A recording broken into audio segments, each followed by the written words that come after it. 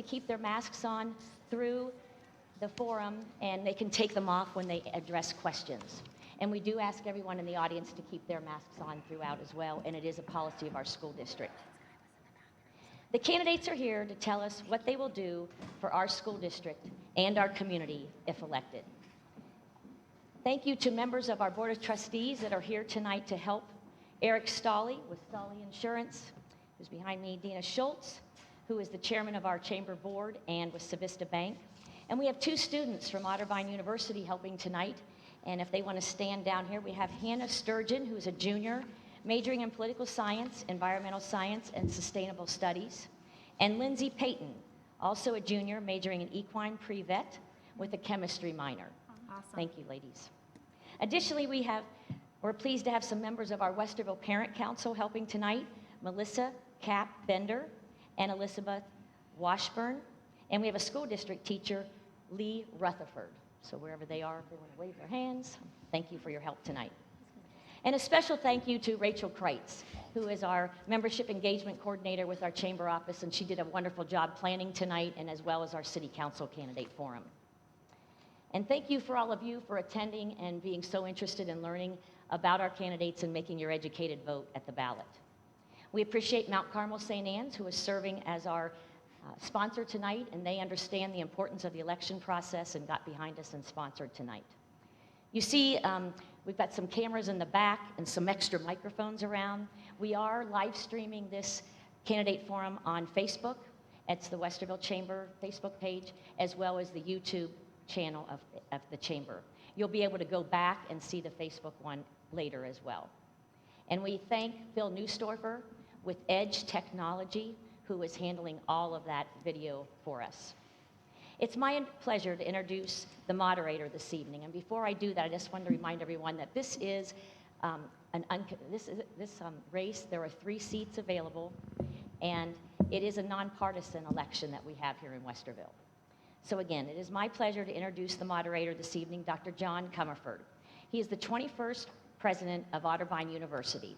Since July 1, 2018, when he started, Dr. Comerford has grown Otterbein University's commitment to being inclusive, innovative, and intentional.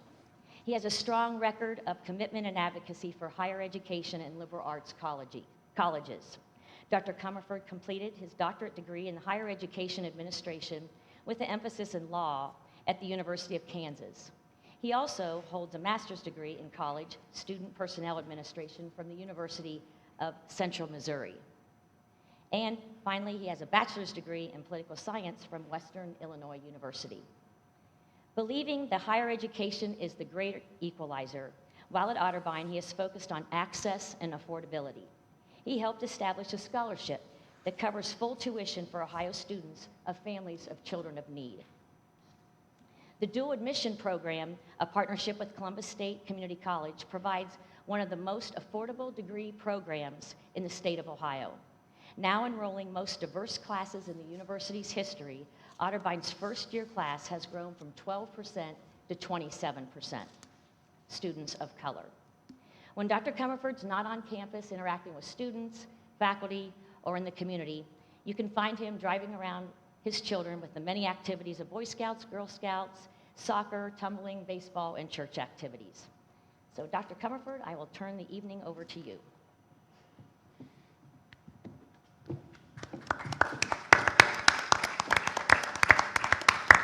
Thank you, Janet. I really appreciate it, and it's an honor to be here. As you just heard, I'm a recovering political science major, and so I'm living out one of my life fantasies now to moderate a forum like this one.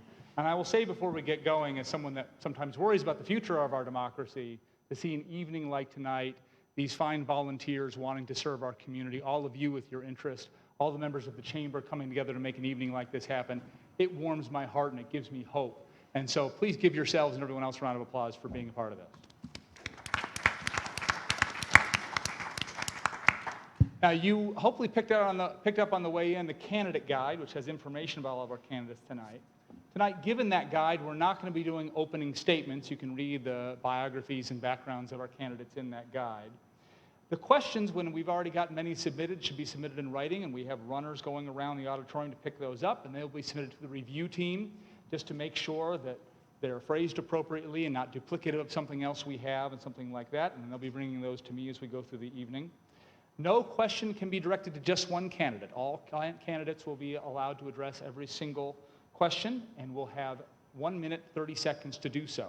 Our timekeepers, the people with the real power here, the Otterbein students, just for the record, have the cards that they will hold up for the candidates.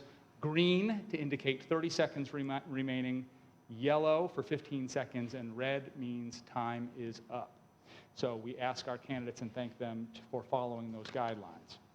I would also point out that we're not going to be doing follow-up questions. We're not going to have candidates ask each other questions. And we have asked the candidates to keep their masks on unless they are speaking. And so for their minute and 30 seconds, they can remove their mask. Other than that, to follow guidelines, we're going to be keeping those masks on. There may be occasions tonight where you love an answer so much you want to jump up out of your chair and cheer. Please don't. We're going to hold all audience reactions till the end of the forum, where we thank all of our candidates at the same time. At the very end, we will give our candidates 2 minutes for a closing statement. I will rotate how we begin the question and give each candidate a chance, and then do it in reverse at the closing. So, it's my job, though, to get us started with the first question. And so I will start on this end of the table with Reverend Velardo and give each candidate a chance to answer the question. When you think about the future of Westerville schools, financially, academically, culturally, you name it, what do you think that looks like? What do you hope it looks like? I have my own timer up here to keep myself on track as well. When I think about the future of the district, I see it coming together more collegially. I see it filled with a little more grace and understanding for each other. I see it as a place where all students, all teachers, all administrators are valued for who they are as well as for what they do. I see us continuing to deal with addressing the obstacles that many of our students face. We have students who are homeless. We have students that come to school because they haven't eaten enough and they're hungry. We have students that come from abusive backgrounds, and we have students that are flying high with academic excellence. And in the public education sphere, we don't have to take those students. We get to take those students. And so I see us continuing to try and develop a warming, caring community, because we're not there. I would suggest we're moving in that direction. And I would suggest we have some outstanding teachers, administrators, and staff that really want to do that well. Academic excellence, more opportunities, all of that. We're going to get to all of that tonight. But what I would say for the future, I would like it to be a place in which there's a lot of grace, a lot of understanding, and a lot of compassion for each other, because we all come from different backgrounds, and everybody needs that. Thank you. Thank you.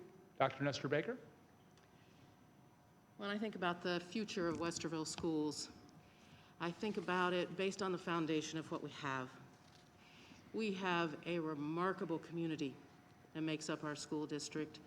I'm going to take this off so you can hear me better. A remarkable community that makes up this school district.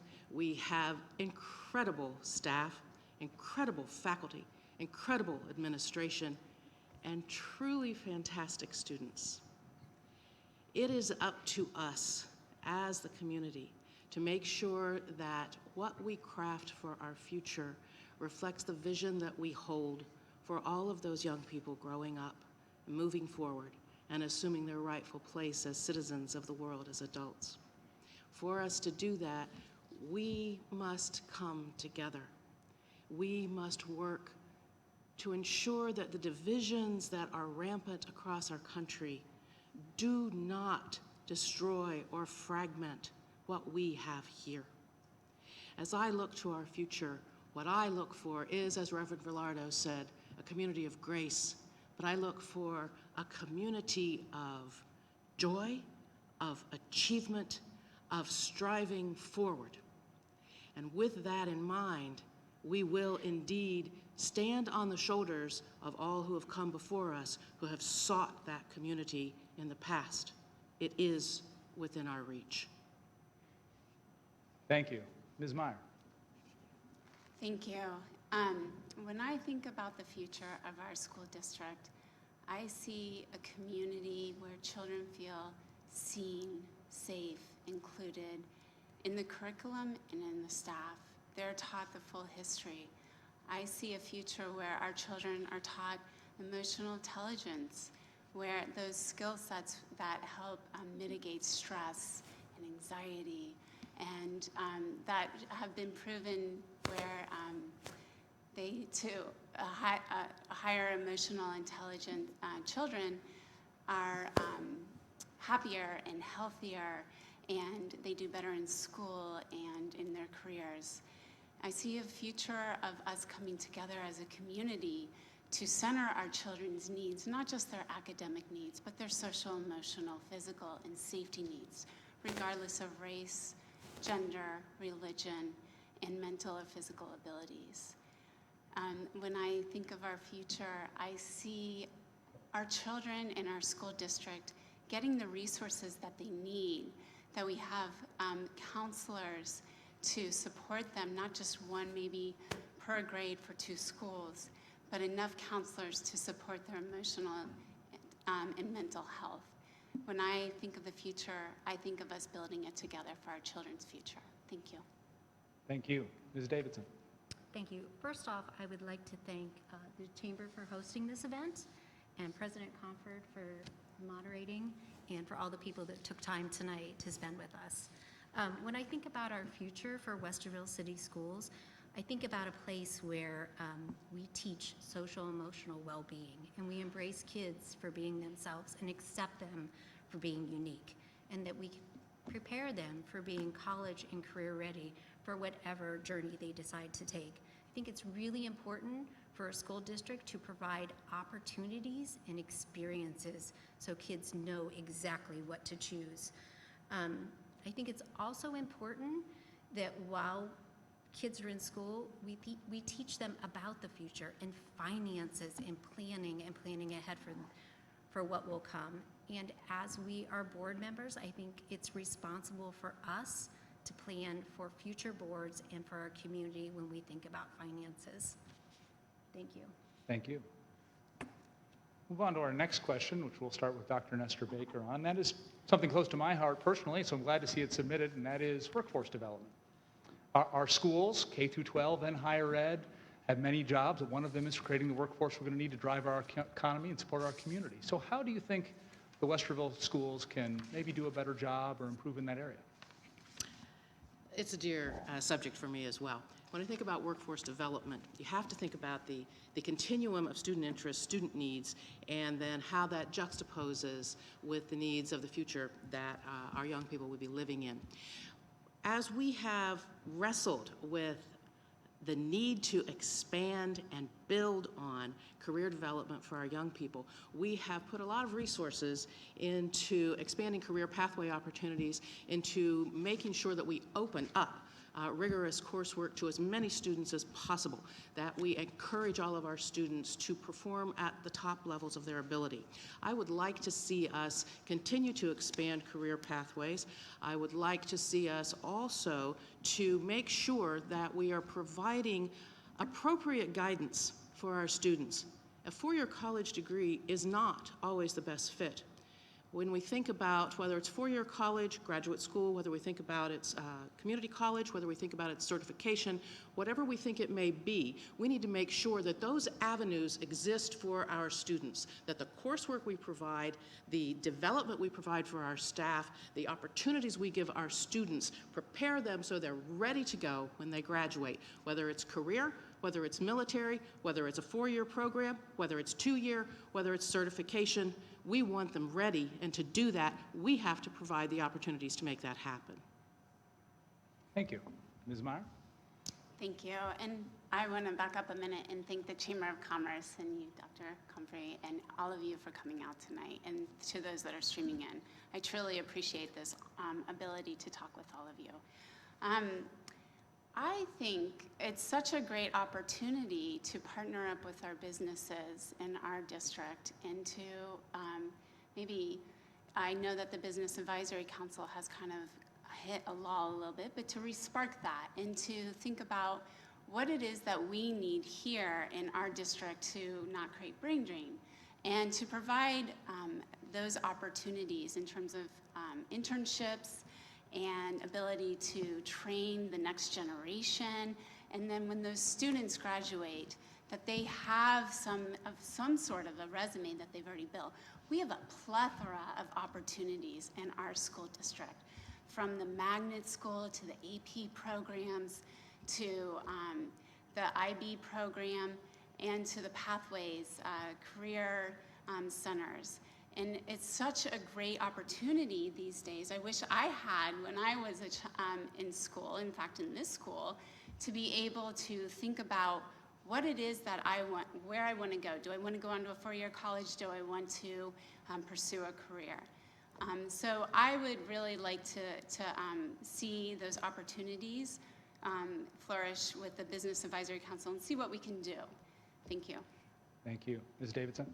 Thank you. Workforce development, so important. That's our job, right? Preparing kids. The Business Advisory Council, Christy just mentioned, super important. Unfortunately, COVID made us pause for a little bit. But I think it's important that we go to our businesses and hear what their needs are so we can meet them. And I do think our schools have a great partnership, especially with our Westerville businesses. I know part of our pathways, we have 3 pathways: health, business, and logistic and engineering. Our health pathways has forged an amazing relationship with St. Anne's Hospital.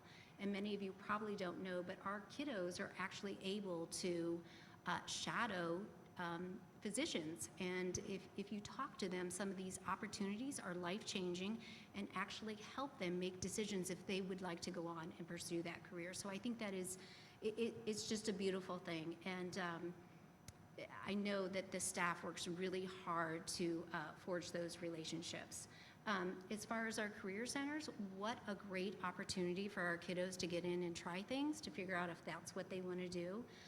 The College Credit Plus, I think, is also another avenue to help kiddos just explore a topic. And the last thing, I think that we start at a very young age with different opportunities, enrichment opportunities, whether it's a magnet school or something at your home school that they provide just to see if you're interested. So all throughout. Sorry. Thank you. Thank you. Reverend Velardo? Yeah, thank you. Yes, you know, you're not going to hear much disagreement on the need to help students find their career pathway, whether that is 4-year, 2-year military, whatever it is. The last time I checked, Westerville actually had the most students entering the Delaware Area Career Center. Ms. Myers mentioned that. We have a great connection with them. We also are connected with the Career Center in Columbus. I would leverage our career pathways. We've already talked about that some. The only thing I would correct a little bit is the Business Advisory Council. I have served on a Business Advisory Council for a couple years now, and it wasn't quite on hiatus. We did some work virtually, but that's a really dynamic group that is trying to get his feet underneath it once again, given the COVID nature of trying to meet in person. So I think I would leverage those connections that we already have. I really, really would love to see us do more internships, externships.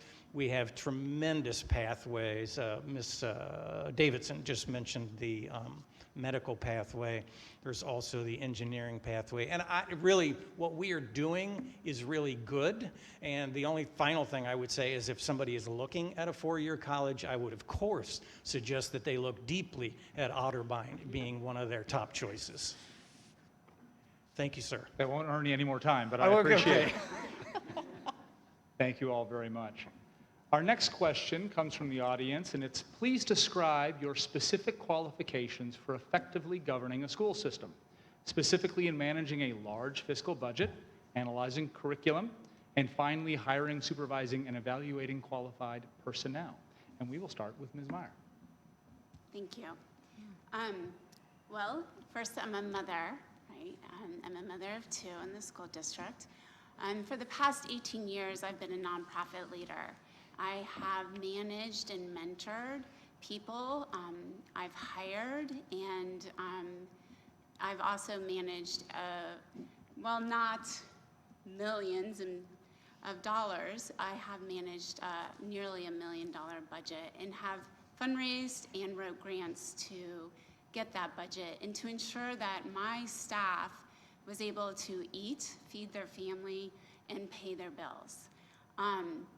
Along the way, I've always been told that I am one of their best cheerleaders. When I left an organization that I had been at for 15 years, I actually had a colleague say, "What am I going to do? You are my best support." So I really enjoy, I've been on a number of boards, whether that be and chaired a number of boards. Actually, I work at the Freshwater Future right now, where I served as the board chair for 3 years. I have chaired the Healing Our Waters Great Lakes Coalition, which is a huge coalition fighting to restore and protect the Great Lakes. I've been on numerous boards. So I feel like I'm well qualified for this. And I'll stop there. Sorry. Thank you. Thank you. Ms. Davidson? Yeah, thank you. I am entrenched in this district. I have been for over 15 years, whether it has been a PTO or a PTA or part of parent council. Been on boards that provide enrichment opportunities to this district. Working in the classroom. I am a mother of twins that knew from the get-go that each child's need was unique. I have been a Head Start teacher, tutor, Orton Gillingham tutor for dyslexic kids. I'm a small business owner. I have navigated the world of special education, dyslexia, and IEPs.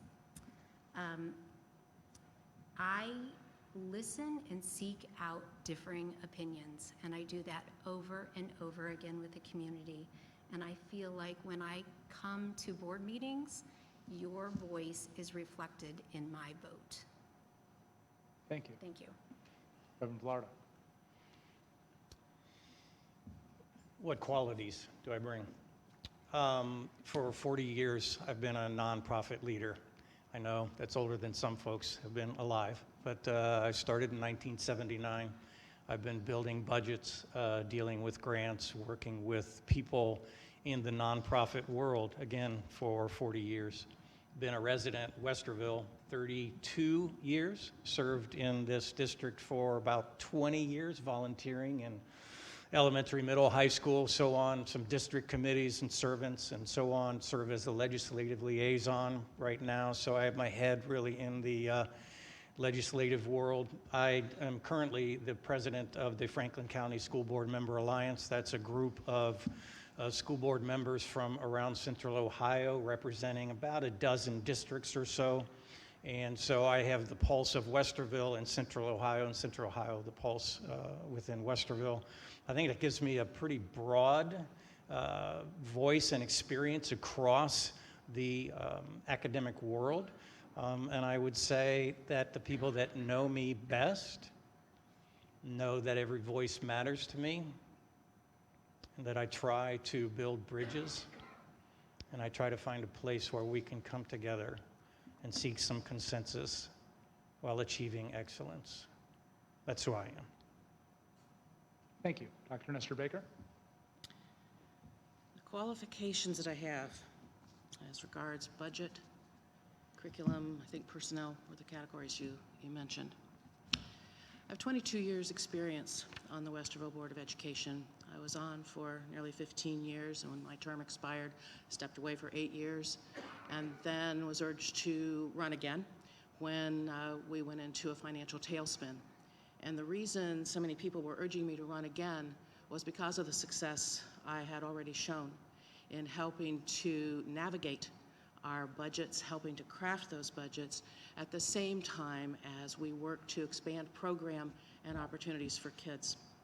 I have over 20 years managing, hiring, evaluating employees, professional level employees. I have extensive background as a higher education administrator and also as a nonprofit administrator. And in those roles, I worked diligently to craft partnerships, to build budgets again, to find, recruit, celebrate, keep the best staff possible. When I look at my community involvement, I'm going to skip over all the curriculum stuff because I assume you know that if I'm in higher ed, I probably had a lot to do with curriculum.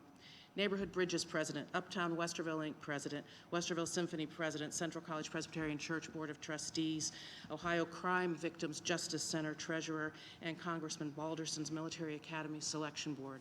I do those things for our district. Thank you all very much. Now, I think we got a little preview to the answers to the next one, but knowing this group and knowing your biographies, you're going to need the full 90 seconds anyway for a pretty straightforward question, starting with Ms. Davidson. How are you involved in the community? Oh, this is a great question. How am I involved in the community? I will start with my volunteerism. I am a member of Westerville Education Challenge. I have been for 12 years. This group raises funds and awareness for social emotional well-being, which we all know right now is probably a top priority in the world. We provide resources like Hope Squad, QPR, which is Question, Persuade, and Prefer. This is a community program, so not just kids in our school, but anyone can use. Parent Prep, another community program, Web, Model, just one of the things. I have participated in the Westerville Music and Arts Festival as a small business owner. My family has hosted exchange students from the Rotary. We also have partnered with Emerson's Pen Pal program for the China program and hosted a family and another little girl. Our family tries very hard to cultivate partnerships and give back when needed. So thank you. Thank you. Reverend Velardo? Involvement in the community. I've already talked about being president of Franklin County School Board Member Alliance. I didn't name it. That's too long of a name, but that's the name of it. So that kind of puts me out into the larger political world with legislators and so on. I'm a co-lead of the Westerville Area Ministerial Association. Most of you may know that I'm a pastor in my, quote, real life. I'm also a member of Rotary. I get involved in a lot of the projects that they have ongoing. I'm the noon Rotary Club, so competing. I'm sorry about that, but I also have served in the community engagement committee and going into the community, trying to get feedback from the community about what do you think about what's going on in the schools. This was really about 10 years ago, serving in a number of boards and functions across the district. But I would say the thing that highlights me the most is I am involved in the community and try to bring the school's voice into the greater Westerville community and the greater Westerville community's voice into the school community, because sometimes they're a little bit divided, and I don't think they need to be. Thank you. Dr. Nestor Baker. Well, I kind of rattled off a number of boards, and I'll explain those a little more fully. But as I think about my involvement in the community, it is part of who I am. It's in my DNA, I guess you could say. And I think some of that is because I'm a product of the district. And that is the way I was raised in our schools, that you give back, that you do what you can to lift others, and that education is important for the individual, but even more so for how it's applied within the community. So yes, I am president and a charter board member of Neighborhood Bridges. And I am so proud of the work that's done in Bridges. And many of you may have heard of it. It is an effort that links resources in a community with needs, particularly focused on student needs. I'm so excited in 4 years, well, not quite 4 years, since we began stretching Neighborhood Bridges out. We're now in 35 communities in Ohio and Alabama, and we just reached over 200,000 students that have been directly impacted by Neighborhood Bridges. With Westerville Symphony, we just began a student ambassador program, which I'm really excited about as we link our students in music with potential opportunities for careers in music as well. And Central College, I not only do the Board of Trustees, but I also sing in the chancel choir, and there are a lot of people that help cover that up, so that's a real plus. The Ohio Crime Victims Justice Center is not a Westerville nonprofit per se, but it helps all of our families. Thank you. Ms. Meyer. Thank you. I am a working mother with not a full-time job. It's actually more than full-time. I work every day with frontline community groups to protect their water resources, the rivers, lakes, streams, groundwater, and make sure that everyone has safe, affordable drinking water in their homes. I also have 2 young children, 10 and 13. They're in band and in soccer, and my husband and I are like, hey, who's taking who where? So we're consistently on the go. Would I love to be so much more involved? Absolutely. But I'm on the board of Friends of Metro Parks. I participate in the Equity Task Force at Wilder. I participate in parties and festivals when I can at my children's schools. I send in school supplies or cups. Just recently, my son was told that he wasn't able to get a drink of water. Now, the teacher corrected that because he forgot his water bottle. So I sent in a whole bunch of cups so that no kid would ever have to not have a container so they could get a drink of water. I've coached emotional intelligence for teens and adults. And I've also worked to put the Westerville Water Utility on a White House advisory board dealing with lead in water issues. So I'm consistently looking for ways to give back to the community that has given so much to me. Thank you. Thank you all. Very impressive, and we're lucky to have leaders like you in our community. Next question is, what experiences do you believe make a good school board member? And we'll start with Reverend Velardo. A wide array of experiences. You have to deal with budgets, so some finance background is helpful. You are obviously in the nonprofit sector, so some of nonprofit experience is helpful. I'm the parent of 2 sons. Being a parent or a grandparent is a helpful experience as well. One of the things that I think is key is that, I mentioned this before, is that you are willing to be a bridge builder, and that when a vote or something doesn't go your way, you don't stomp your feet, pull up your toys, and go home. You try to build bridges across those natural human divides. And so, thank you, Lord. Sorry for getting religious on you. I'm just grateful that I have a sense of what it takes to build bridges across some pretty serious divides that are happening in our culture and sometimes in our community. So I think there's some nonprofit experience. I think there's the parental experience. I think there's the financial experience. I think all of that is really important. Serving in the school district, volunteering all over the place for years, I think that is important, in spite of the fact of having a full-time job that takes me on the road sometimes traveling. So I would say those would be the things that I would bring, and I think people should try to bring to the table. Thank you. Dr. Nestor Baker. Experience makes a good board member. Well, experience makes a good board member, and that does only come with time, of course. Yes, you need financial knowledge. You need a deep understanding of the community you serve, because you serve more than the schools. You serve the community that owns its schools. A deep commitment to public education and an understanding of what that means for this country, as well as what it means for the community, and a willingness to stand in the gap and defend public education. It's deeply needed. You need to have an ability to wait, to reflect, to think, to avoid making knee-jerk decisions, because even though those feel good, oftentimes they cause more damage than they help. You need to be able to avoid rushing to judgment.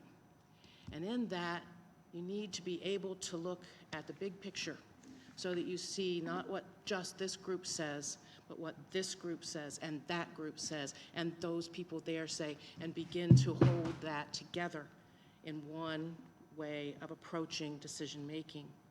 You also need to serve as a bridge. It's extremely important that board members serve as a bridge between the school system and the community, and between the community and the system. It is incumbent upon us to do what we can to raise the banner, to hold it high for our school system, for our community, and for those who are engaged within it. I also think that that big picture means we focus on all, not just our own. Thank you. Ms. Meyer. Thank you. I believe what makes a good board member is someone that listens, someone that is able to bring people together, diverse stakeholders, sometimes even adversaries, to come together and listen to lived experience, and to be able to create win-win solutions. This is what I do daily in my job. I also believe that the person needs to be very thoughtful and to be open-minded and willing to hear, not just through their lens, but through the other's lens, and have empathy, and to bring forward those voices when thinking about policies, programs, and funding, but doing it in a way that is ensuring that our funding is being spent intentionally and effectively. I'm a taxpayer too. I really believe that a good board member needs to be a problem solver, a result-oriented. And yes, these things are going to take time if you're truly doing the work to listen, to do the research, and to bring people together. But we can't afford to get it wrong. Thank you. Thank you. Ms. Davidson. Thank you. Great question, good board member. Mine's going to be really simple. Engaged in our schools, with our students, and our community. We need to look at data as we make decisions, but we need to listen, and reflect the voice of the community, whether it's social or fiscally. Thank you. Thank you. We have a series of questions now that are all around issues of diversity, equity, and inclusion. Obviously a very important issue to many people. And we'll start with, how have you advocated for marginalized populations in our school system? And we'll start with Dr. Nestor Baker. Every student in our district deserves an effective education. We spend large amounts of our time identifying the needs of individual students as well as groups of students. Providing an equitable education for students means we need to provide instruction that meets their needs where they are, optimizes their opportunities for achievement. It means that we do not hold up any group at the expense of any other group. We've spent a lot of time over the past several years focused on equity in our school district. And we were one of the first districts anywhere to elevate our focus on minority achievement to a district level position. We also have funded, supported, and continue to expand our work to build additional coursework so that we bring underrepresented populations into courses that they traditionally were not part of, and that was wrong. So we have increased our coursework. We have increased faculty and staff, persons of color. We have developed district and building equity teams. We have funded, supported, and continue to drive ever forward toward more equitable education for every student within our care. Thank you. Ms. Meyer. Thank you. I've been listening and participating in a lot of the conversations that I've been having around this in our community. And for about a year and a half ago, I, with some of my daughter's friends' mother, started to talk to the school board and to the superintendent about being more diverse and inclusive. We asked and encouraged the school district to hold listening sessions for students and parents and teachers and staff to pull out these big themes and to start to develop with those people, including community members and businesses, a plan that we could all then implement. We only have one chance to get this right, to be honest, and we could cause further harm if we don't get it right. Right now I serve on the Equity Task Force, and I will say that the teachers are coming a long way, and it's been really great conversations, but we have a lot of work to do in this district still. We need to be teaching the full truth, and yes, we are making strides, but we need a really good comprehensive plan. Thank you. Thank you. Mrs. Davidson? Can you repeat the question quickly? Sure. please? Let me pull it Just back so- up. Yep, How have you advocated for marginalized populations in our school system? okay. So first off, 12/10/2018, we revised a policy. It is policy 5517, if I have it right here. And what it did was it protected classes, including sexual orientation and gender identity. So that is one thing that is set in policy. We also have another policy that is a spin-off of that, 2260, that does the same thing. So that is one thing for sure that we have done.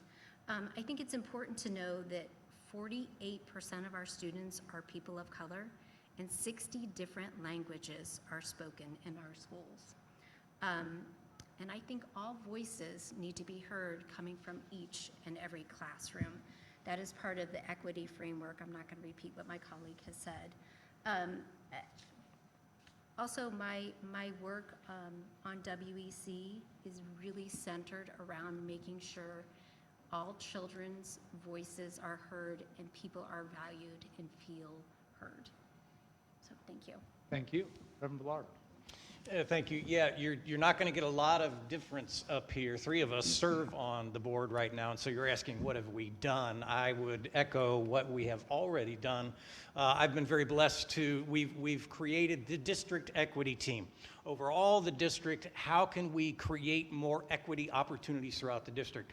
I happen to serve on the district equity team, very blessed to do that.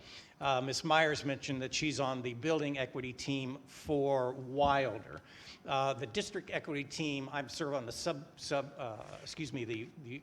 financial subgroup. And so what we are doing is we are looking at each one of the building equity teams, because every building now has an equity team. And we're saying to them, come to us with some plans, some ideas, some engagement, and we will help fund those. So we are not just equally giving funds to the schools. We are saying to the schools, we want to fund your exciting, your great ideas. So serving on the district equity team so that we can fund each building, because each building has unique dynamics. Trust me on that. And so we want to give to the buildings what they need, just not an equal distribution of funds. Dr. Nestor Baker mentioned that we have been very proactive in trying to increase underrepresented populations in our IB and AP courses. And in the first year we did that, we increased by 300%. Stop. Thank you. The next question in this important topic area is a double, so I want to make sure we get this one right. Students of color and LGBTQIA+ students report that their documented experiences with racism, discrimination, and/or hate crimes in their schools are not being adequately addressed by the district. What would you do to ensure accountability to the district's current policies, and what new policies need to be implemented? We'll start with Ms. Meyer. Thank you. My heart bleeds for those children. As a mother, I can't even imagine.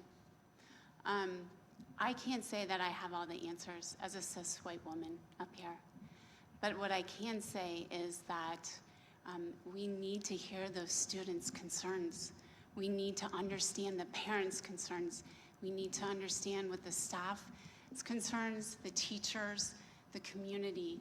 We need to really listen, and like I already said, pull these big themes out, get a facilitator, bring people together, start to develop plans, start to implement those plans.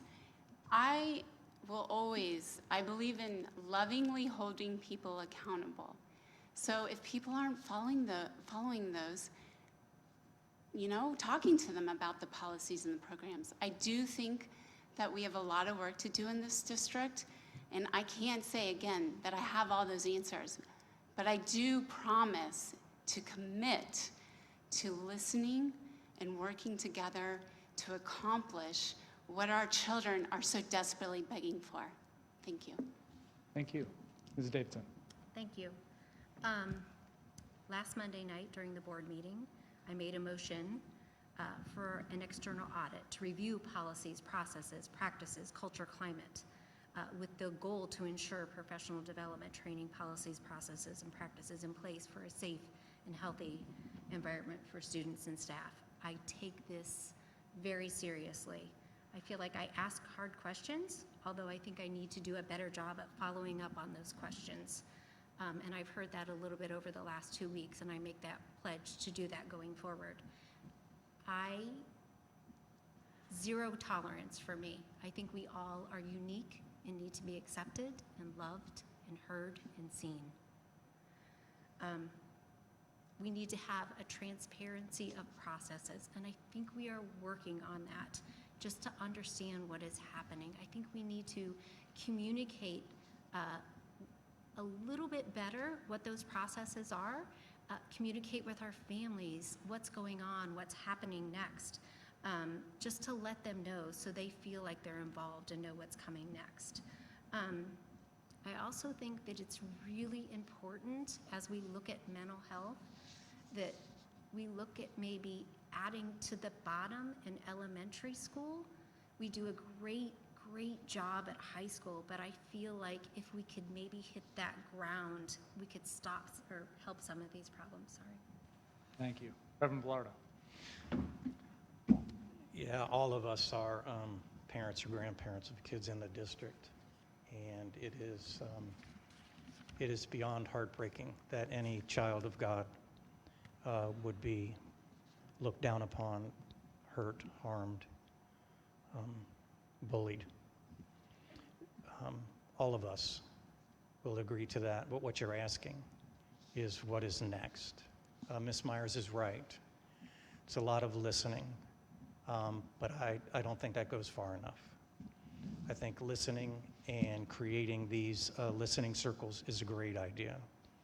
But I think there needs to be action behind all of these policies. I think there needs to be action behind these words. And when something is brought forward as an accusation, there needs to be a serious inquiry and investigation. And I would suggest to you that our leadership team takes that very seriously. Do we need to be more transparent? I think so. Do we need to be more forthcoming in the struggles in the schools? I think so. Ms. Davidson said we need to address the community and the schools, what's going on in the schools. I would say it's not just going on in the schools, it's going on in our society. And our schools can be a difference maker if we take this seriously. Thank you. Dr. Nestor Baker. What do we do to ensure our policies are followed?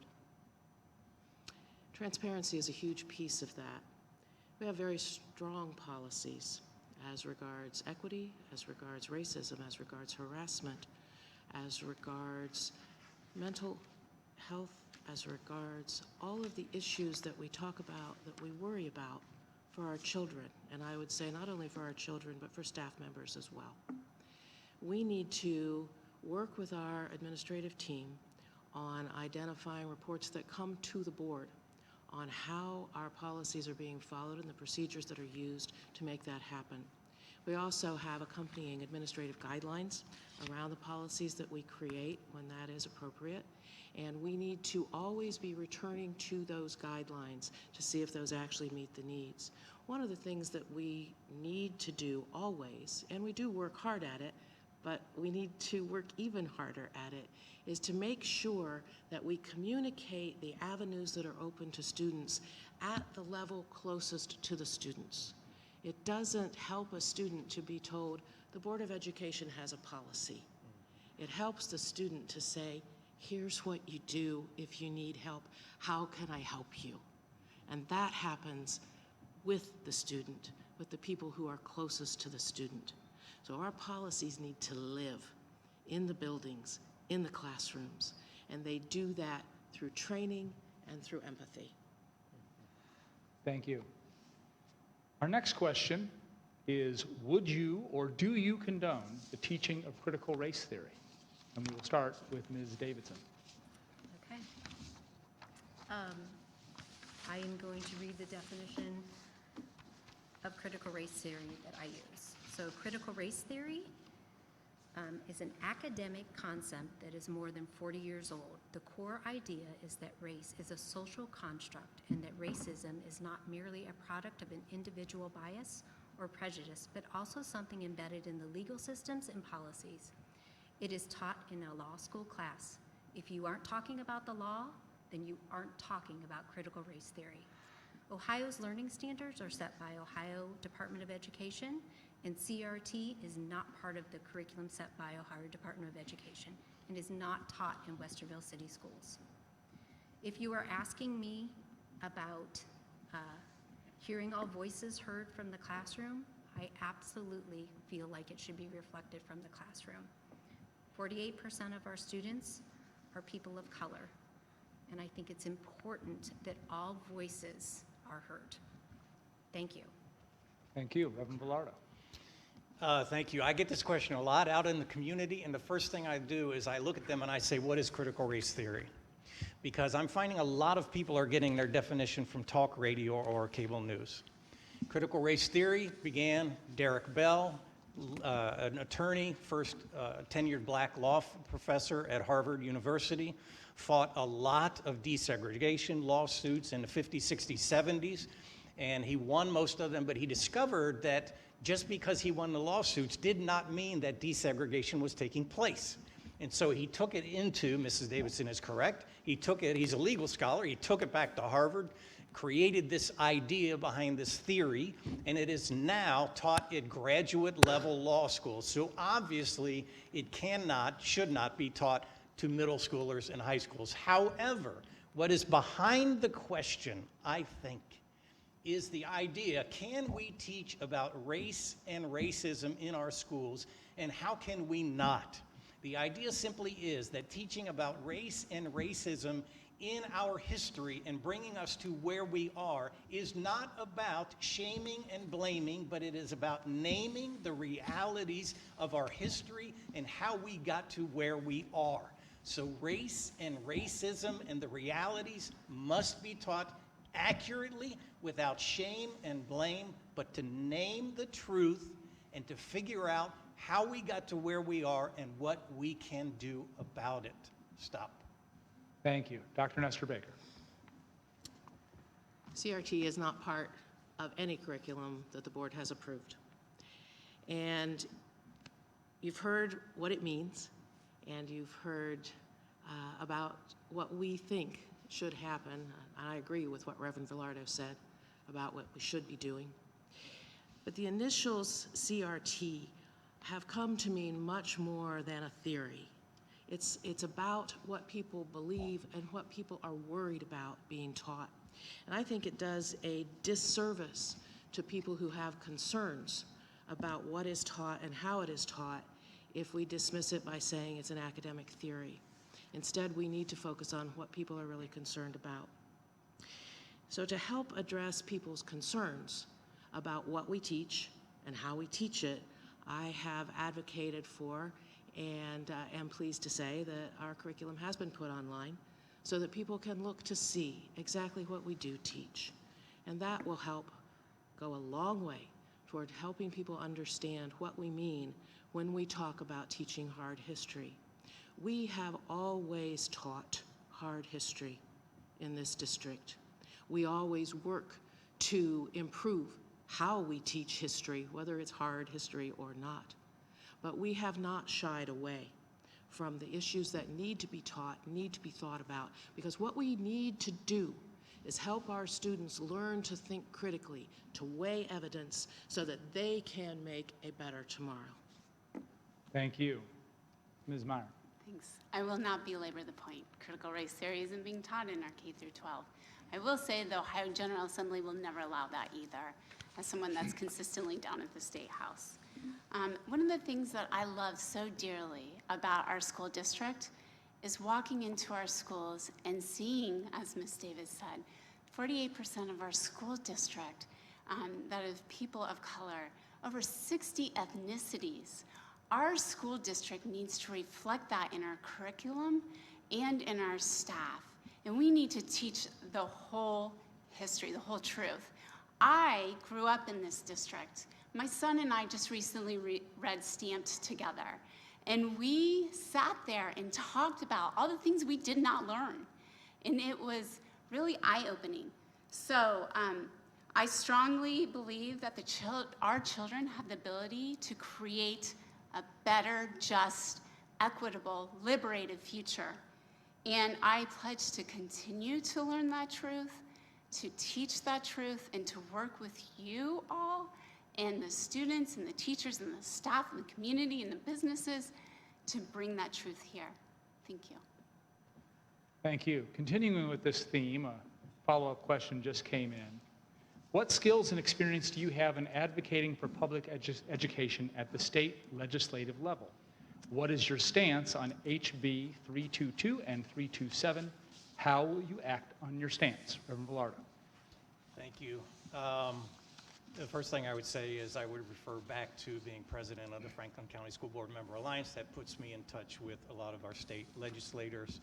I would also refer you to the idea that we are in this district have a large population of students from across the globe. I think Ms. Davidson is correct. It's about 63 languages. What I would say is I would face any legislator when they are trying to dictate what we should or should not be teaching. That's where I would take a little bit of a challenge with Ms. Myers when she celebrated the fact that likely legislators wouldn't let CRT be taught anyway. That's a great thing, but that's because we all believe that. The fact of the matter is that the legislators would like to dictate some of the other stuff that we can or cannot teach. And I'm not quite sure we are ready to let the legislator dictate what should be taught in the Westerville City School District. Thank you. Dr. Nestor Baker. If you pay attention to board meetings, watch us every now and then, you will often hear us talking about legislation that's proposed and the impact that it may have on our school district. We take what we say at those board meetings very seriously and we act on it, whether it is in energizing community members so that they understand the threats that are often out there toward public education and helping those people learn how to reach out to their legislators so that they can explain the impact that proposed legislation would have on Westerville and Westerville City Schools. We also work with our people, our employees within the district to gather information from them. How will this affect your classroom? How will this affect your bus routes? How will this affect what you do with air filtration? Whatever the issue may be. We work with our people so that we have real knowledge that we can put in the hands of legislators instead of just saying, this is wrong, we don't like it. We want to make sure we back up what we say because we want to defend Westerville City Schools and the public education we have. The bills that are currently under discussion spit in the face of local control. They do not permit Westerville or would not permit Westerville to determine its own destiny as regards its curriculum. And I do not believe that the supposed focus on narrowing it to certain topics will not then be expanded, will not be expanded to cover the entirety of curriculum that is allowed to be taught. They are dangerous bills. Thank you. Ms. Meyer. Make no mistake, these bills are bad. And when I first learned about them early on, I sent this information out to all of my colleagues that I work with across the state on water justice issues, equity issues, and gave them every single member's name and phone number on those committees and said, spread the word. I myself called those committee members and explained how harmful these bills are. I do this work daily. I go down and advocate for a cleaner, safer, more just society. And I make no mistake, I do not think these bills are good. I do know that these are being brought forward, and if we don't mount and wage a campaign against them, they could pass. They will keep coming back. But I will consistently, for our school district, one of the things that I know how to do really, really well is to organize people. And thinking about the $6 million of our taxpayer dollars that goes outside of our school district, I know how to bring other school districts together and mount a campaign down at our State House to keep those dollars here. I will use my contacts with the finance chairs and the Senate president and the speaker to do that. Thank you. Thank you. Ms. Davidson. Thank you. So I'm going to give the audience, if you don't know, what these bills would do. So they would prohibit schools from requiring teachers to use examples from current events or ongoing controversial issues in their classroom. And schools couldn't require lessons about current pieces of legislation or groups lobbying for or against them. That is very scary, very scary. What have I done? So I've contacted my legislators. I've called, I've texted, I've sent messages. I've stood side by side with teachers, and I've gone to protests to make it known how important it is to hear all voices. Thank you. Next question is, do you support an LGBTQIA+ inclusive curriculum, including history, health, sex ed, and present-day challenges faced by queer youth? If so, how will you protect the rights of teachers to teach these topics in the classroom? We'll start with Dr. Nestor Baker.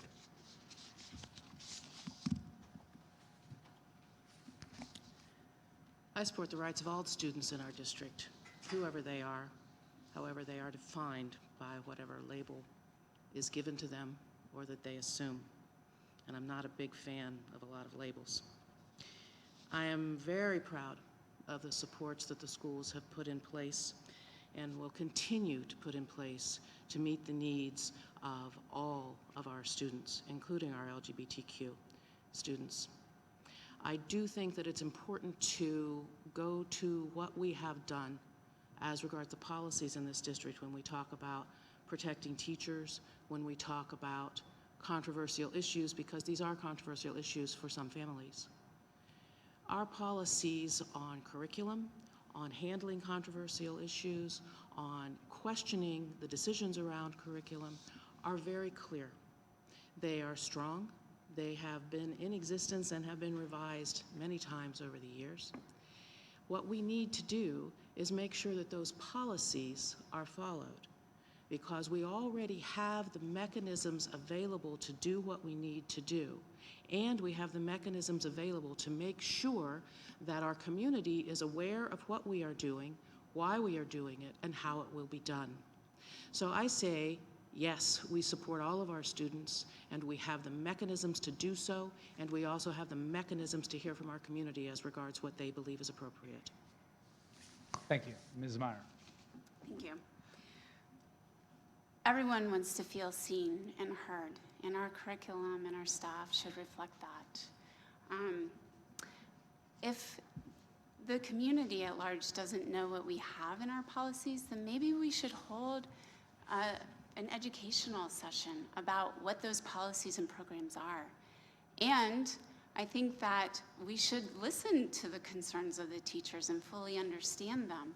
What are they dealing with? What are they going through? What are the students dealing with and going through? And creating a safe space to be able to share that information. And then look at the policies and the programs at place. And you know, I go back to the same thing, right? The same thing for our ethnicities and our Latinx and our Black students and our Somalians and all of them. We need to really listen to what is being experienced and create programs, policies, trainings, all of the things to make sure that our kids feel seen and heard. Thank you. Thank you. Ms. Davidson.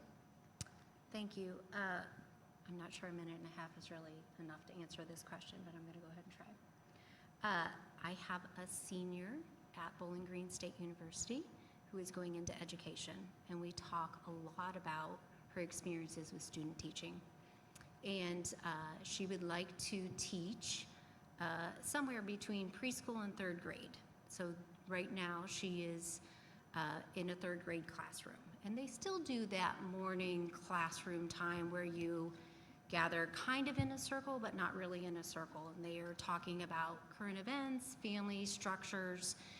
And it's interesting, the last 2 weeks, this has been the topic of conversation that concerns her. Voices from the classroom are not reflected. Kids do not feel seen, valued, or heard. All families are not traditional, right? I mean, we can talk about all different kinds of family. They're just not traditional. It is so important, especially as we start out and we're building that foundation, for kids to feel valued, like they belong. They belong. I think that's so important. Thank you. Thank you. Reverend Velardo. Thank you. I have to answer the question as it's asked, and I have to answer it honestly, right? You want me to do that? There's not a person on the planet that is not a created child of God. However, they manifest themselves. We have the policies. Yes, that's great. We have the pieces in place. Yes, that's great. But until all students believe that we are listening to them, we're really not listening to them. Until all families really believe that we care about their students' well-being, then they won't really understand that it really does matter to us. I can guarantee you, all four of us up here care deeply about each child, from the kindergartner to the senior. And we will continue to defend. We will continue to defend their right as a human being to be who they are, to be accepted as they are, to be loved and embraced as they are. That's what I've always done. That's what I will continue to do, because they have an inherent worth. Period. They have inherent worth. Thank you all.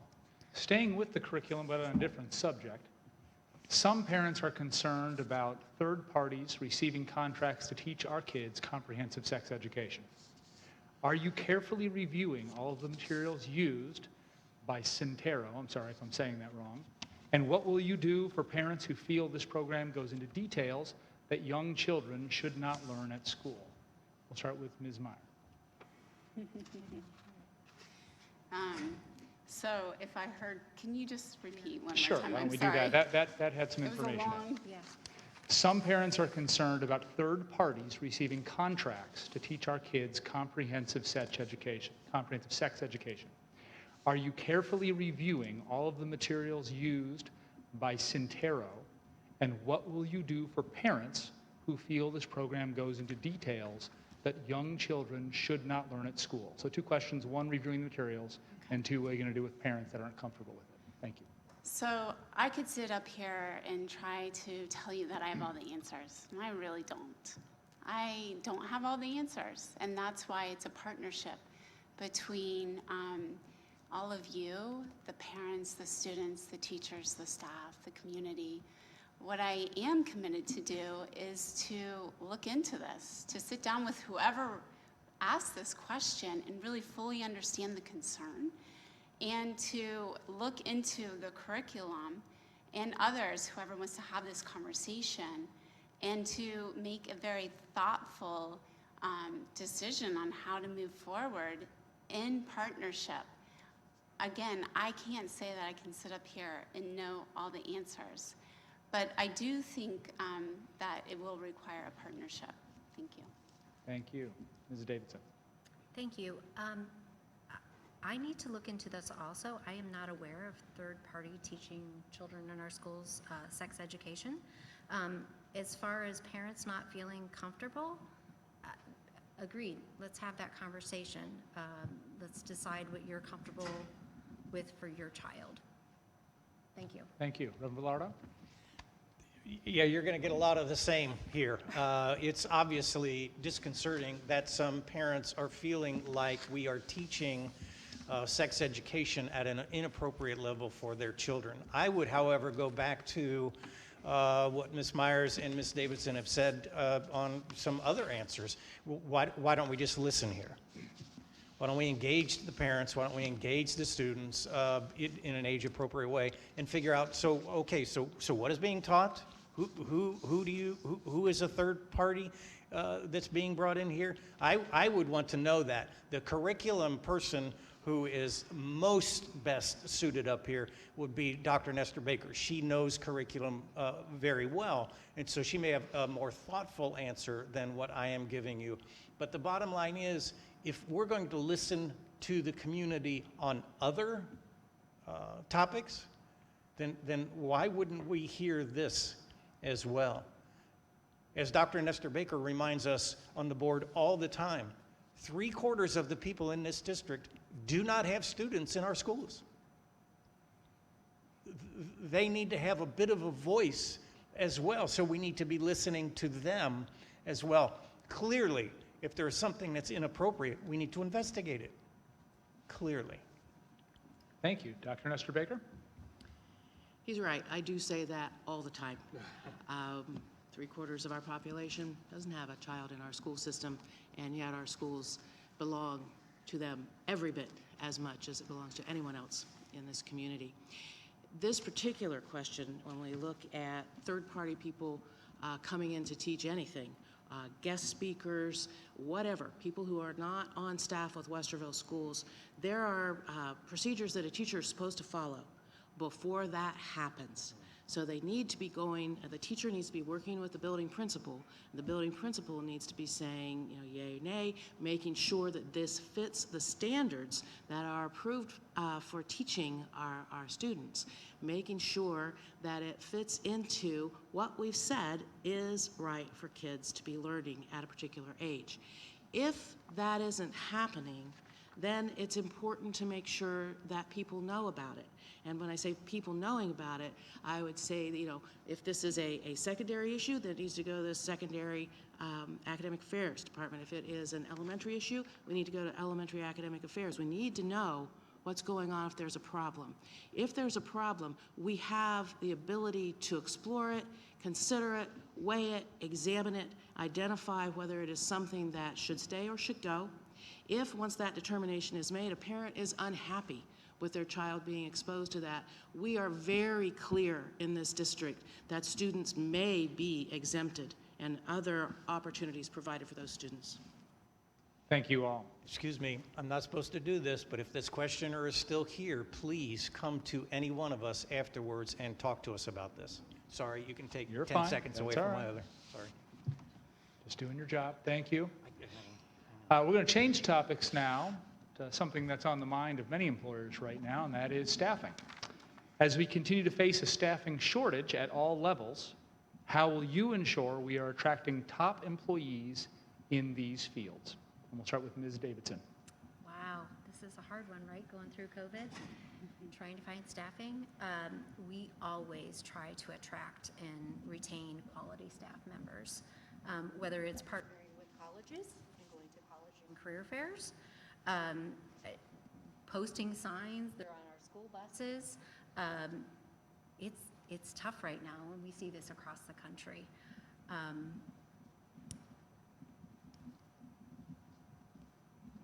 can we, okay.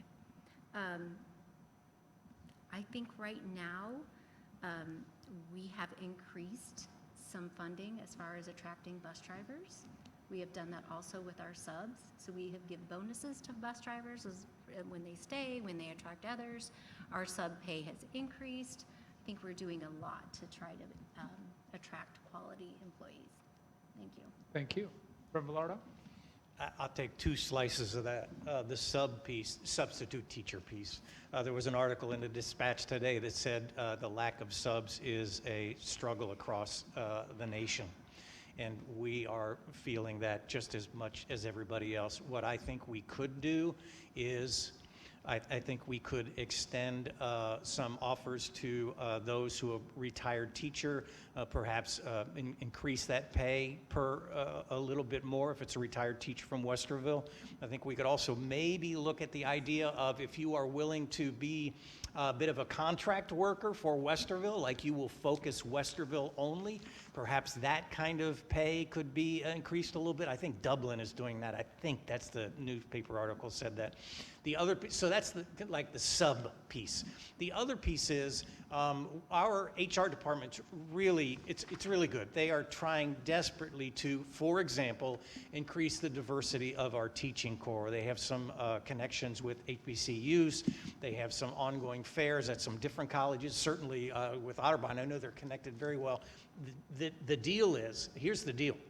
We have to be much more serious about talking to our students of color and diversity about going into education. I'm going to repeat that. We have to be much more serious in talking to our students of color and increasing the diversity at the basic level. Education has to be seen as a viable and exciting career to enter into for all people. Sorry, stop. You're fine. Dr. Nestor Baker, thank you. This has a number of layers to it. And we begin with the layer that, yes, we do what you would expect us to do, which is to go to job fairs, go to colleges, post signs, take out ads, all of those things. We do that. We also have a fair amount of success when we ask the people who work for Westerville City Schools already to talk to people, to encourage them to become part of the Westerville City Schools family as well. That connection is a big part of encouraging people to come to work for us. There's no doubt that staffing is a big problem, not just for Westerville City Schools, but everywhere. And education, I think sometimes it is more dire than some other areas, just simply because, as Christy said, we don't have a lot of chances to get things right. We have to find people to do the jobs that are necessary to be done. However, we don't fill positions with just a warm body. We will hold a position open and not fill it until we find someone who is appropriate for the job, because it is part of building children and it is part of building our community. So we are working hard. We're working on funding structures. We're working on hiring programs. But the key, once we get people into the district, is to keep them. And we do pretty well with that. You know, as an example, I was expecting to see a lot of principals leave just because of the sheer difficulty of dealing with everything that has come with COVID. They stayed. That matters. Thank you. Ms. Meyer? Well, they all have said all the great things that Westerville schools are already doing. I'd also look at where we are, like, are we posting in all the places that we could be? But one of the things that I recently heard from a teacher was that we aren't able to attract really experienced teachers and staff because we cap the pay at 5 years of experience. So we can't go out and maybe pilfer another really great teacher or staff member from a different area. So I think maybe looking at where we're posting, what are our hiring policies, what are the caps that are in place or not in place? Again, I heard this from a teacher. And seeing what we can do to really attract top talent. Now, teachers have a lot on their plates these days. I mean, can you imagine being a young child and thinking, gosh, I have to deal with all this stuff? But we have to show them the great pieces, right? Like I tell my children's teachers year after year, each year that they have a new teacher, I wish I could take you with them. We have such great staff in this district, and I think that we can continue to attract top talent. Thank you all. Next question is, as our school district boundary is much larger than the city of Westerville, what disparities do you see in engagement and access? How do you plan to fully ensure equitable access and engagement? This should include access to technology and quality internet access. And we will start with Reverend Velardo. Thank you very much. Yeah, in case you don't know, the city of Westerville is in the upper 30,000s, I believe. The Westerville City School District is Genoa down to Cleveland Morse, and is about 100,000 now. And that is, just imagine the district now, that's disparity. That's inequity. So how are we dealing with that, and how do I endorse our dealing with that? Well, one of the things is this district equity team. making sure that we are providing the resources across the district equitably, not just equally. The fact of the matter is, the fact that you know this, students come from different backgrounds. Some of them are coming from places in which they are really struggling in a home life. Some of them, as I said earlier, we have students who are homeless. We have students who do not have enough to eat. And so what we need to do is identify those needs. We have a tremendous social emotional team at the district level. And they do a wonderful job of reaching out to students and trying to provide an equitable caregiving mechanism. The truth is that we need to do a better job of this, but I would say the first step is to make sure where is the need, identify it, don't assume it, and then address those needs equitably, not just equal distribution of funds. Thank you. Dr. Nestor Baker? Correct. Equity doesn't mean the same thing as equality. And as I look at our district, and we do have about 100,000 residents in our district, and I look at all of our schools, where they're located, the students they serve, and I think about our family of schools, because that's the way I look at it. It's a family where the siblings have different needs and different capacities. And as parents, if you will, of all of those schools within our family, what we need to do is make sure that they have the resources that they need to meet the needs of the students and families who attend that school. Whether it is making sure that we focus extra resources on technology in a particular area, and as we look not just a particular area, but when we needed to provide one-on-one devices for our students who didn't have access to technology during the shutdown times of COVID, we were able to funnel those resources to where they were needed. So it is important to really understand what the needs are, and then to put the people in place and the resources in place and provide the funding that's needed so that we can actually meet people where they are and give them what they need so they can thrive, because they are all part of the same family. Thank you. Ms. Meyer? Well, I would agree that we would need to identify the needs and actually address all the children's needs.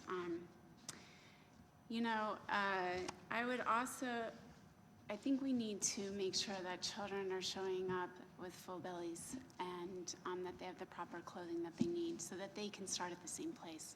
I actually live outside of Westerville proper. I live in Blendon Township, the southern part of the district, where approximately half of the children live. I have seen those when I drop my kids off to school and have to explain to my son, like, no, you can't just go get that food because that is to ensure that someone is getting a full belly so they can start the school day.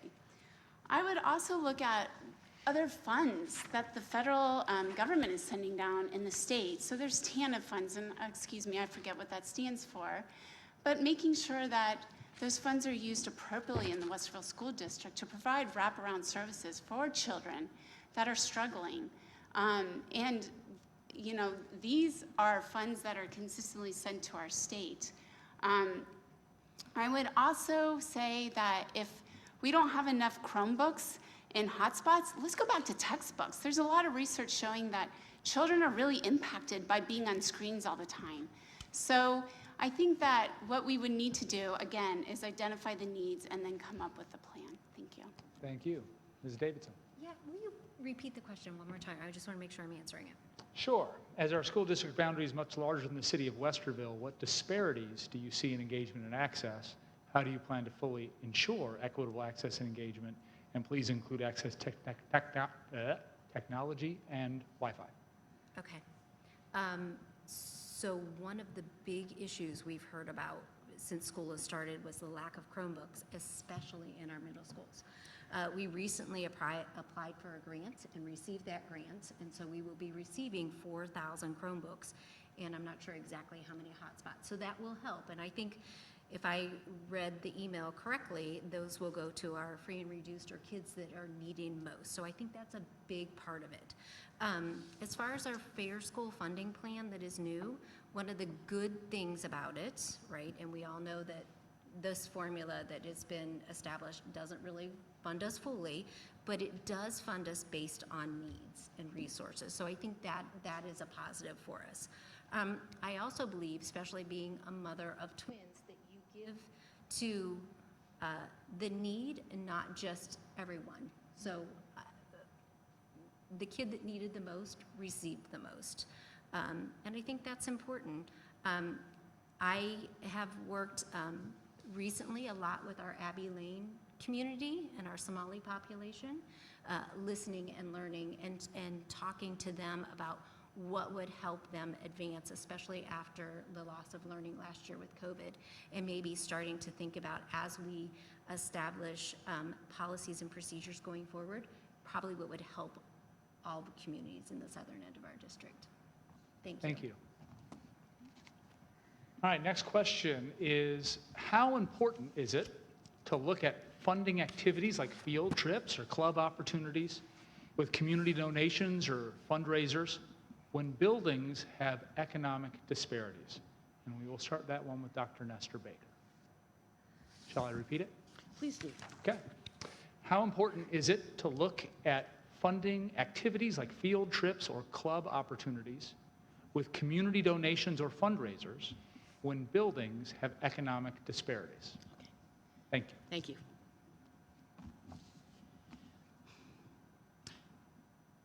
I think that the school district should make sure it provides the funds that are necessary so that our students have the abilities to participate no matter where they live or no matter what their economic situation may be.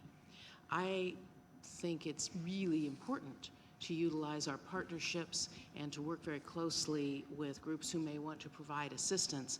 But I don't want us to say, we will depend on gifts from people for you over here because you can't do it yourself.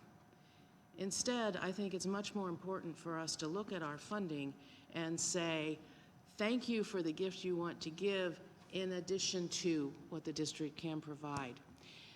None of our children should be left without what our other children have when I think about what the district provides.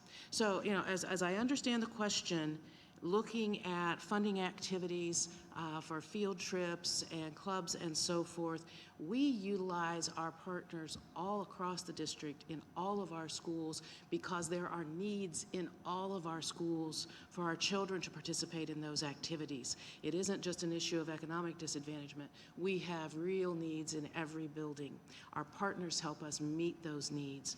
But at bottom, the responsibility is ours. Thank you. Ms. Meyer. Thank you. I think it's important that we address it all. You know, if someone, as my colleague said, provides a gift for a particular thing, we have to honor that. But there are a lot of partnerships that can be had to provide the resources that we may need in our school districts. And also, we could look at grants and one-time funding that's coming down from the federal government to see what can we put together to address all of the holes. Now, are we going to hit it all? Probably not, but we need to see where we can bring in more partners, more funding, more opportunities, and not really limit our ability to maybe even look outside of our school district for partnerships. And I'll just end there. Thank you. Thank you. Ms. Davidson. Thank you. Enrichment opportunities, oh, so important for kids, right? Anytime you can see, feel, and touch it, you're going to remember it forever. Those are a must-have. I think we do have really good partnerships within our community, and I think grants are a possibility. I think if there's a will, there's a way. If someone or if a school feels like they're missing out on something, contact me. I would be more than happy to help and advocate for you and help you find the funding. Thank you. Thank you. Reverend Velardo? Thank you, and I would echo that, although I would say contact us, because all of us together can perhaps help you out a little bit better. I want to go back to the previous question you asked about what can we do to reduce the inequity, and shame on all of us who are a part of the, what have we done? Shame on all of us who are a part of the board that we didn't say. There are 6,000 students that live south of 270, and through the incredible gift of this community and the tax base and the unbelievable amount of work that our superintendent and treasurer did talking to 9.7 million people across the district, we are able to build 2 new schools in areas that are significantly under-resourced and have been for decades. And they are getting 2 new schools with technology. You mentioned technology and so on and so forth. This question has to do with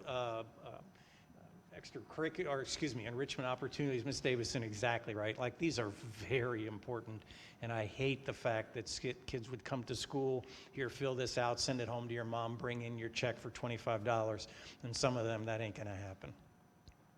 I am so thankful for the work that our PTOs, PTAs, booster groups do to supplement that and do an incredible job. And I would say, as far as grants and all of the federal funding and all of that, we have one of the best treasurers in the state, and she is on that constantly. Thank you all very much. Our next question is, how do you envision the business community engaging with the school district? And we'll start with Ms. Meyer. So years ago, I was approached by a sustainability college, or a sustainability department in a college. And I proposed something very similar to the Business Advisory Council. I think it's a brilliant idea. I think businesses teaming up with the school and ensuring that our children are taught the skills and the knowledge that is needed for our businesses in our local community is just a win-win situation, creating opportunities for children to graduate and have a built resume and potentially a built job. And the business already having trained somebody and knowing what they're getting. But there are other opportunities as well to partner up to make sure that, because it takes a village to raise a child. And we've heard about the great partnerships with the businesses, giving to the schools and providing support. And I think those things are happening. I would just really, if elected, would really like to be part of that Business Advisory Council to see such great opportunity flourish. Thank you. Thank you. Ms. Davidson. Thank you. The Business Advisory Council, I think, is absolutely so important. What I think would be really beneficial, and I think sometimes we forget, is how amazing our kids are. And maybe we should ask our kids what they're looking for. We keep looking at businesses asking what they need, but maybe we need to look at what the needs of our students are and where they feel their gifts are and where they can give back. So I think there's a lot of times that we think as adults we know best, and I would disagree, because these kiddos coming out of our schools are smart, intelligent, intuitive, creative, and amazing. So we need to look to them. Thank you. Thank you. Reverend Velardo. Sure, yeah, and I would echo that last thing that Mrs. Davidson said, that the really cool thing is that some of that happens in the middle school. There are career fairs, and there are questions and engagement with the students about what are you interested in and so on. And that's because that's where some of the career pathways begin, right? So we engage with them, what are you interested in, what are you passionate about, and then we can kind of guide them, and how does this sound, how does this sound, and so on. So I love that idea. The Business Advisory Council, next, the Business Advisory Council, I've loved serving on that. And it is just community members business leaders that keep coming to the school district and saying, so here are some of the soft skills that we think we need in the students. And so we are going back then to the classrooms and the students and asking them, so how can we help you learn these soft skills? What are the places where you feel like you need to shore up your education a little bit? I love the idea. I think Ms. Myers is right. The checking in with internships and co-ops and all of these things where we just engage the community and the business leaders, because I really think the business leaders, at least when I've been serving on the Business Advisory Council, the business leaders really like this. They really like it. Thank you. Dr. Nestor Baker? Business Advisory Council is a key piece. The Chamber of Commerce is another key piece. As we look at our relationships with individuals who are in business in our particular community, and as we look at the greater metropolitan area as well, we are looking at what we can do that provides mutual benefit for each other. Partnership isn't about just somebody providing something to the schools. There needs to be benefit from the schools to the partner as well. And that you see with this particular issue around the engagement of businesses with the schools is in making sure that we provide curriculum, training, skill development that provides them with the employees that they need. And at the same time, we need to be thinking about how what they need can influence what we are doing. In the past several years in this particular school district, we've seen phenomenal growth and success in our college and career readiness efforts. We have strong, deep, ongoing, mutually beneficial partnerships with large numbers of businesses and in large numbers of highly I want to say profitable, highly appealing areas for our students. As we look at what the future will bring for our students, those relationships with businesses, as we look at how businesses are changing, as we look at how the world is changing for our students, connecting with our businesses and working with the Chamber and our other partners is key to our success. Thank you very much. Our next topic is about the board itself. Why doesn't the composition of the school board reflect the district's diversity? What will you do to rectify this disparity? And we'll start with Ms. Davidson. Wow, the composition of the school board. I personally believe that we should have term limits. I feel like this is my last term, and I know one of the things that I will do is find a community member who is so passionate about public education, and I would love to mentor them going forward. That's what I will do. Thank you. Reverend Velardo? I don't know if I would find a community member, but I would agree that if folks were interested, I would love to mentor and guide them in this process. I would gently point out to you that the Board of Education as it exists right now does have a diversity of gender. And I think that's important. It does not have enough diversity of ethnicity. And I would say the same thing that I said about the lack of teaching core from underrepresented groups. I would want to work with the Westerville Black Parents Association, for example, and find, are there folks in your group that are so passionate about education that you might be interested in running for the school board, because I would love to buy you a cup of coffee and just talk about what being on a school board is all about. Because until you're on the school board, you can read all about it, but you know, there's a lot of things behind the curtain going on. And I just think it would be interesting to guide somebody into that process who brought themselves forward as somebody that's passionate for education. Thank you. Dr. Nestor Baker? I wouldn't be grooming an individual to run for a seat that I hold. Instead, I think it's really important, and this in some ways goes back to the question about engagement across our population. I want to see us provide opportunities for our family members and for all residents of this community to get engaged in the business, the activities, the structures, the passions of public education in this school district. It's really important for us to make sure that there are avenues for people to grow. And that includes people who will assume the roles of governance in our communities, whether it's school boards or city councils, whether it's our legislators, or whether it's Congress, whatever it may be. We have to make those avenues open for people. In the end, the people who are elected are because they ran. And the reason we need to focus on who runs is because if we don't, we will never see a broadening diversity.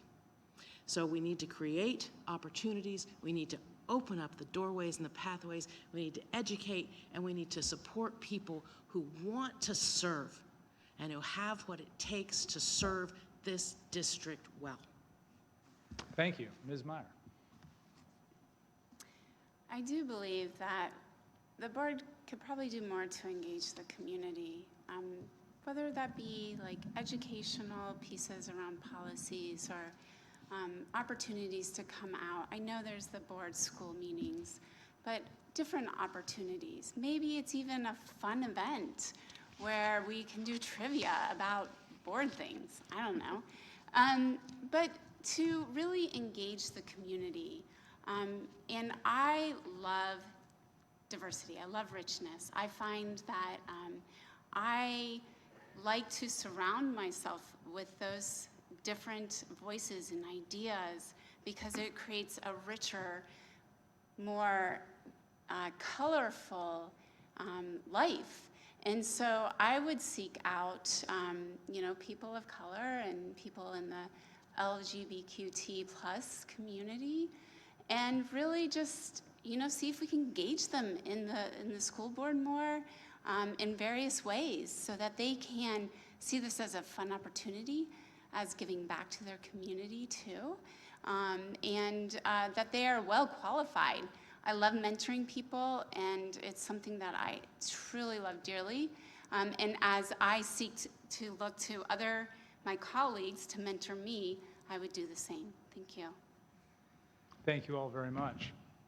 We've got a fun question here. I think this one's very interesting. Sometimes it appears elected officials are reluctant to tell constituents the truth out of fear of controversy. Provide an example of when you delivered the truth, knowing it would not be well received. And Reverend Velarde, you get that one with no time to think. You consider that a fun question, do I you? do. To ask it, it is. I vote, yeah, okay. I know exactly where I'm going. There have been controversies around SROs in our school buildings. And last year I began to meet with 10 to 12 African-American students, high school students from all three of our high schools. And they brought with them a plethora of, this is what I think about SROs in the building. Tremendous dialogue, tremendous engagement.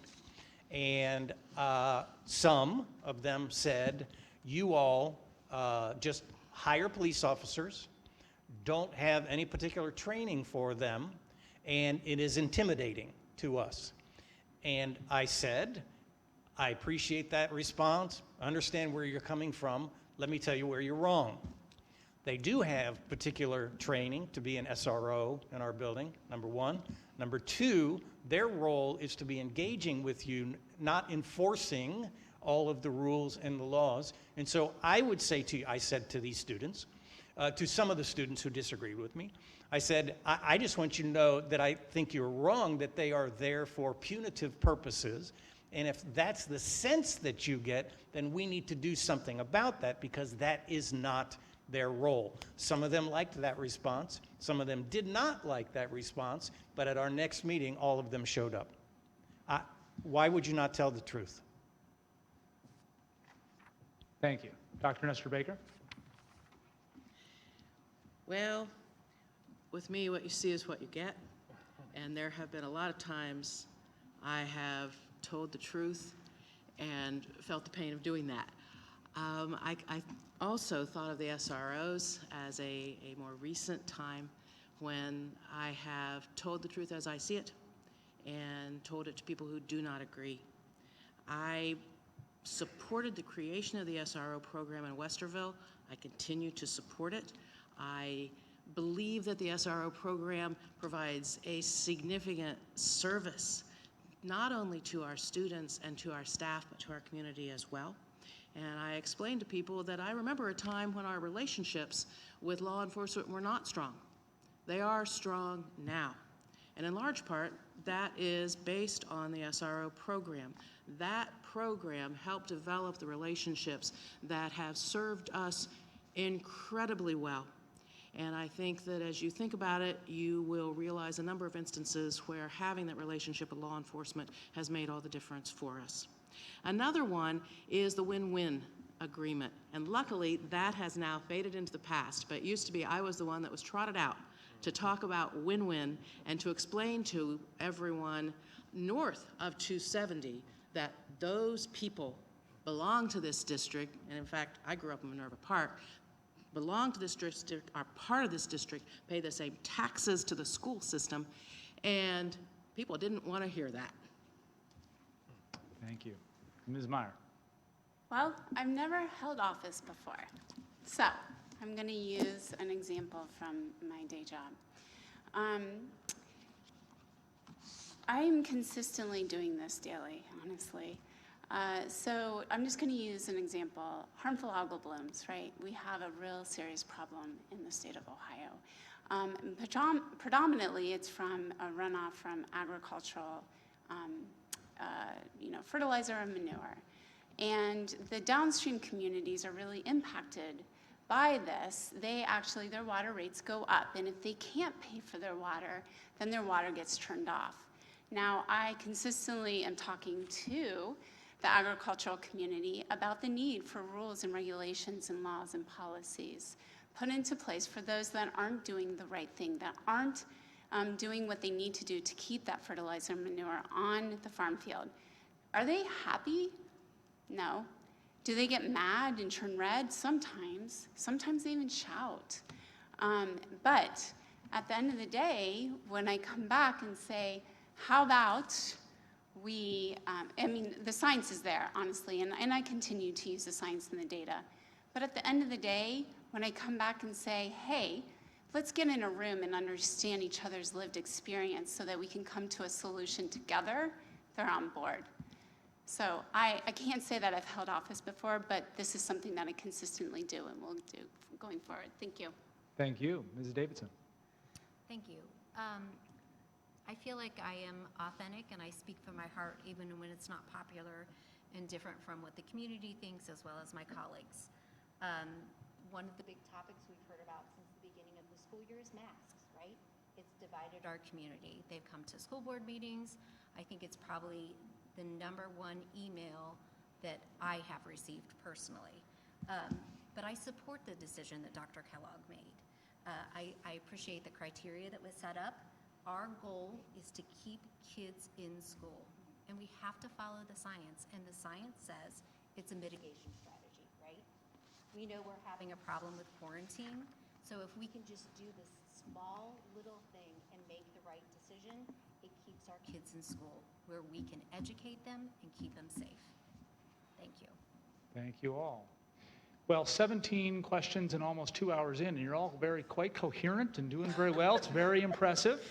But it is time to move on to the closing statements, and we'll be doing that in reverse order, starting with Ms. Davidson. And we have 2 minutes, so Hannah, you got to reset your timer down there on your phone. You got it? All right. Ms. Davidson, when you're ready. Okay. In this district, I'm a mom on a mission, and you know what a powerful force that can be.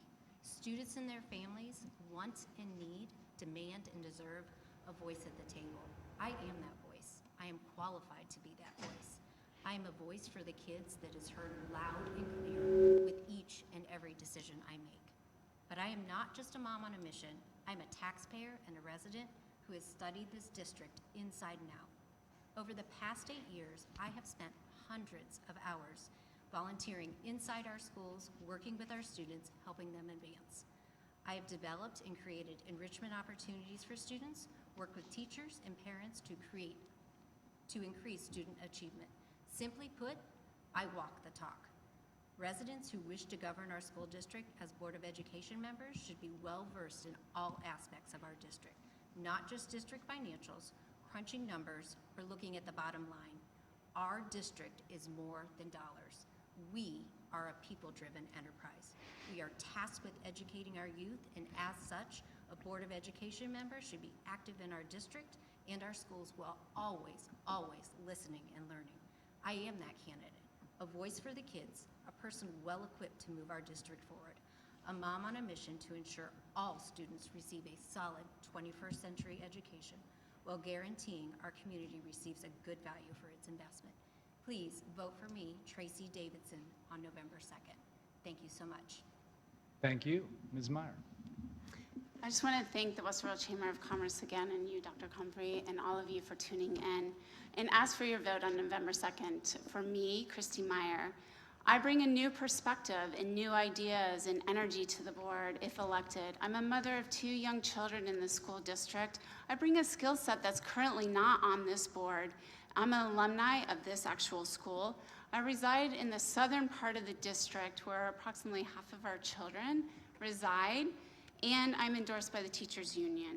I'm a strong advocate for public education and truly believe that if we teach to the whole child, we can help them realize their full potential, materialize their dreams, and create a more just, liberated, and heart-centered society. My priority is to center the whole child's needs.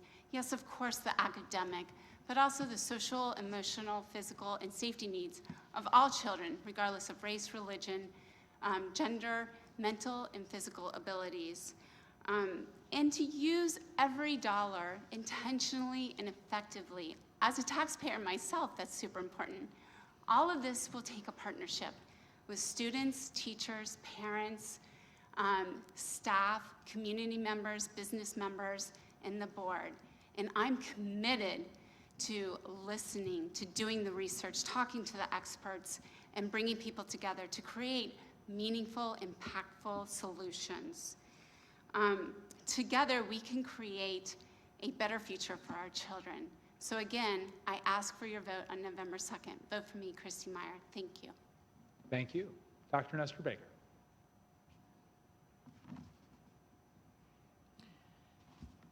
During my time on the board, I've worked with nearly 24 board members from across the political spectrum and with a multitude of beliefs.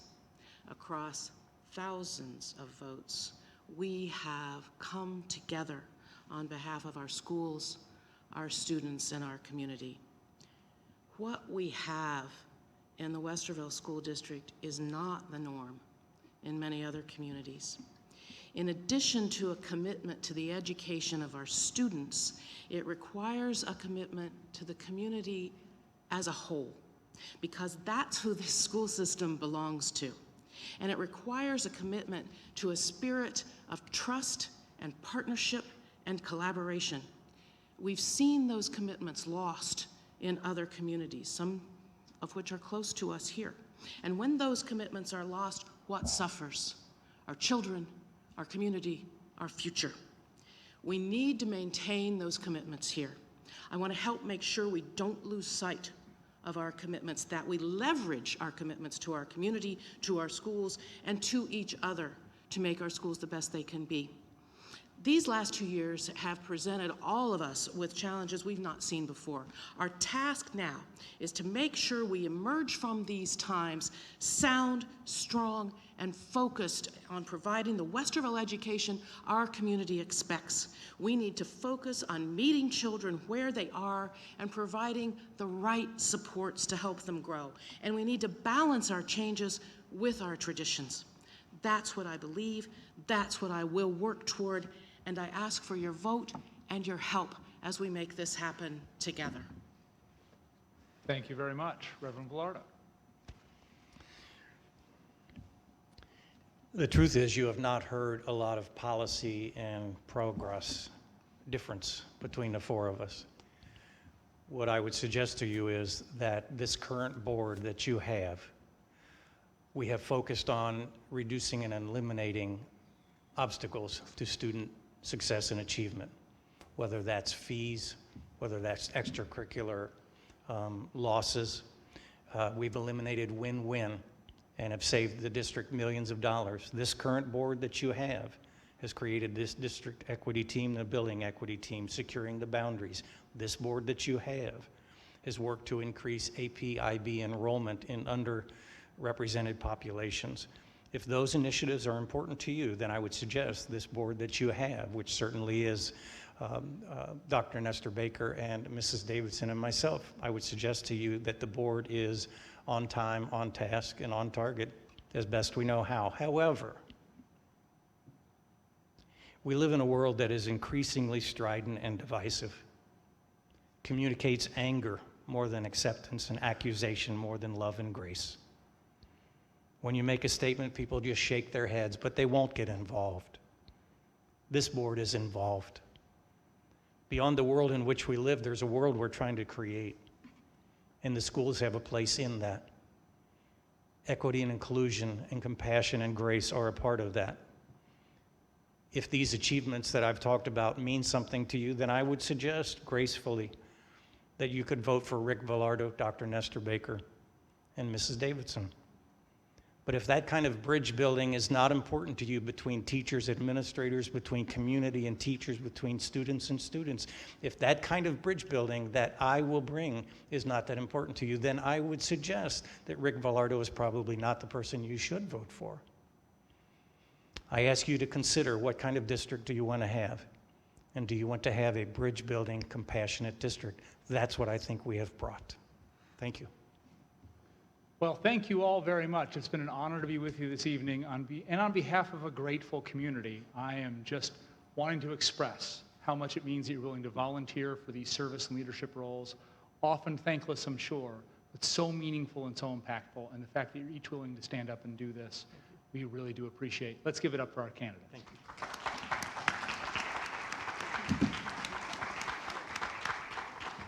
I am now pleased to turn it back over to the one and only, our Chamber President and CEO, Janet Tressler Davis. Janet, before you conclude us, are you going to make sure you take a picture of the four of us? Or I'd like us to stand together and take a picture. We could sure do Can that. we I have do one that? of you seated, but I can definitely do one of you standing Yep, as thank well. you. Yeah, sure. Thank you, Nancy, Tracy, Rick, and Christy. Thank you so much for spending your time with us and for your willingness to step up and serve in our community. We've appreciated learning about your insights of what you would do if you were going to serve on the board. And thank you to President Comerford for serving as our moderator, and the flowers we have on the table, we'll be giving those to him. They are from the Westerville florist. And on behalf of the Westerville Area Chamber and the sponsor tonight, Mount Carmel, we do appreciate all of you for attending, and those of you that are online for watching it. And you can certainly encourage your friends. They can go on Facebook anytime now and watch it throughout next week, and they can also do that for City Council. Make sure you vote, and anyone that you know in your circles and your networks, make sure that they're registered to vote. And you can go to your county area, Franklin, Delaware counties, and you can get your absentee ballot if you'd like to register that way. So this does conclude tonight, although I do have someone's garage door opener that someone found. Is it anybody here? Oh, it is. Okay, great. So I'll bring that to you. So everyone have a wonderful night. Be safe. And we look forward to you exercising your right to vote on November 2nd or earlier. Take care. Let me get my phone before you guys all leave.